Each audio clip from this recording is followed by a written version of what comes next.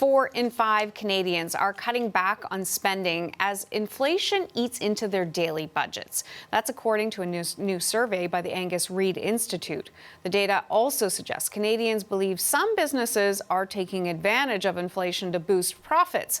Scott Peterson is here now to break down some of those numbers for us. Good morning, Scott. What's it looking like? It's looking like we're looking at a cause and effect type of scenario here. You've got a cause, and we know that rising prices. We're at 7.6% inflation.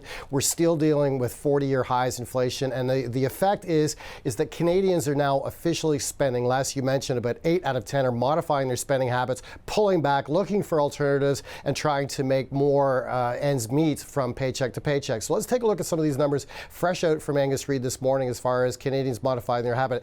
8 out of 10, I should mention as well, is up from the last time they did this survey in February. So it's becoming more acute as far as people changing their spending habits. For example, 57% say that they're cutting back on all discretionary spending pretty much across the board. 41% saying that they're delaying a major purchase, second guessing that, perhaps buying something used or putting it off altogether. 32% saying they're scaling back or canceling their travel plans, including driving their automobiles less with high price of gasoline. 27% say that they're changing their donations or charity or pulling back substantially. And also 19% saying that they're deferring any ability to have any savings. That includes contributions to RSP or tax-free savings account. And also, this is also a caveat as well, Canadians saying that they would be unprepared. Over half of Canadians say they would be unprepared for an unexpected expense of $1,000. And so it shows you how tight the budgets are for a lot of Canadian households. And really, this has a more dramatic effect for the overall economy. If everyone is pulling back on their spending, that hurts the overall economy.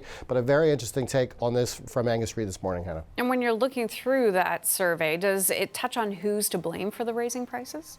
It points the finger directly at how a few corporations in this country control the food supply. 78% of Canadians are blaming the grocery stores directly for saying that they are taking advantage of inflation to increase profits. So it's a pretty pointed finger at big corporations making a lot of money, but still the trickle effect is a lot of Canadians spending their spending habits. Mr. Peterson, thank you kindly. Thanks, Anna.